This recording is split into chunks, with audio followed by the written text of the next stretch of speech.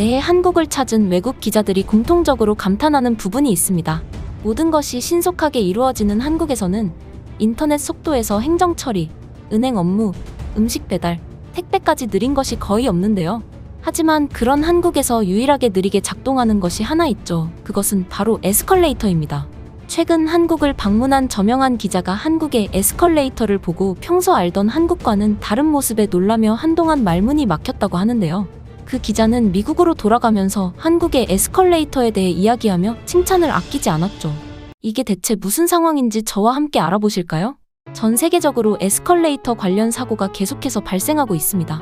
중소기업뿐만 아니라 대기업들까지 중국에서 제조된 에스컬레이터를 도입하면서 중국산 제품이 범람하는 가운데 사고가 늘어난 것인데요.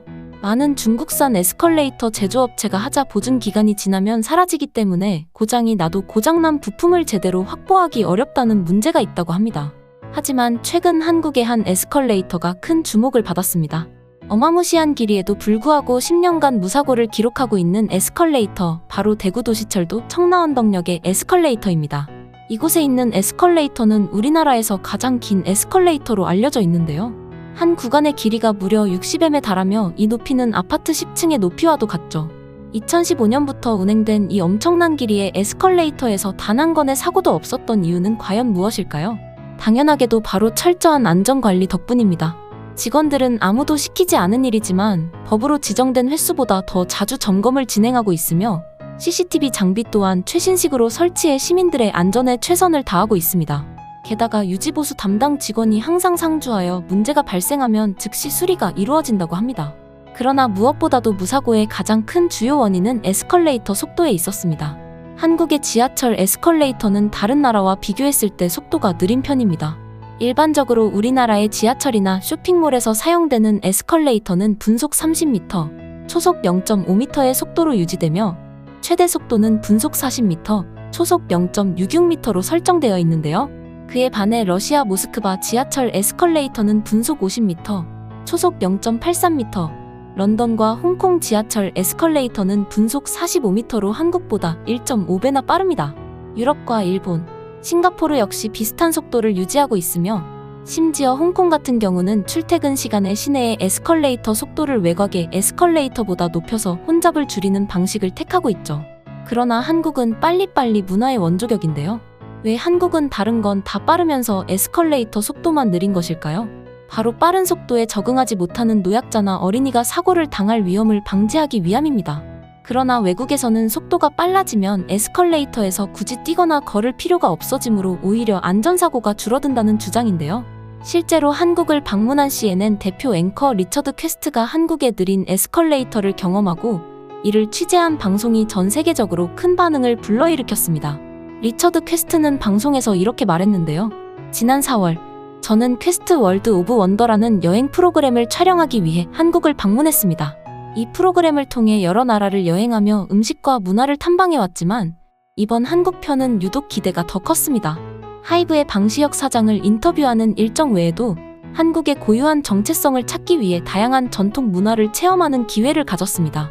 저는 1985년 BBC에서 수습 기자로 경력을 시작했고 2001년 CNN으로 옮겨 23년째 근무 중입니다. 수많은 유명 인사들과 인터뷰를 해왔지만 한국만큼 독특한 나라는 만나본 적이 없습니다.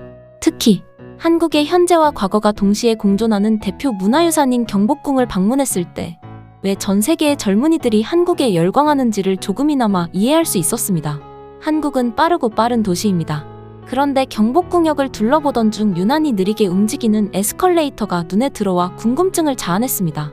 한국인들은 두 줄로 에스컬레이터를 타고 있었는데 한 줄은 걸어가는 모습이 이상했습니다.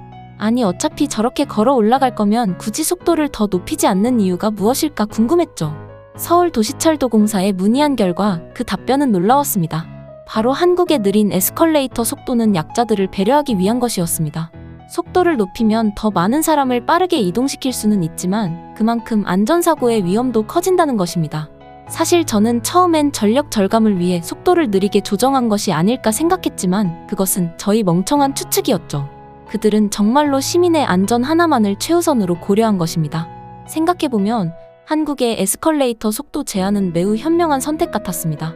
한국뿐 아니라 전 세계가 고령화 사회로 접어드는 가운데 한국처럼 곳곳에 노년층들을 위한 시스템을 마련하는 것이 중요하다고 생각합니다. 저 역시 한국의 느린 에스컬레이터가 훨씬 더 안정감이 느껴졌었죠. 과거에 근육통으로 다리가 불편할 때 빠른 에스컬레이터를 타는 것이 얼마나 힘들었는지 기억이 났기 때문입니다. 물론 사회적 약자는 소수에 불과하며 이들을 배려하는 시스템을 마련하는 것은 절대 쉬운 일이 아닙니다. 국민 모두가 높은 시민의식을 가지고 있어야만 시행 가능한 일이죠. 그런데도 한국인들은 빠름을 중요시하는 문화 속에서도 세계에서 가장 느린 에스컬레이터 속도를 참고 있습니다. 이 얼마나 아름다운 광경인가요? 오로지 사회적 약자를 위한 따뜻한 배려에서 비롯된 것이죠. 저는 서울을 최대한 즐기려면 관점의 전환이 필요하다고 말합니다.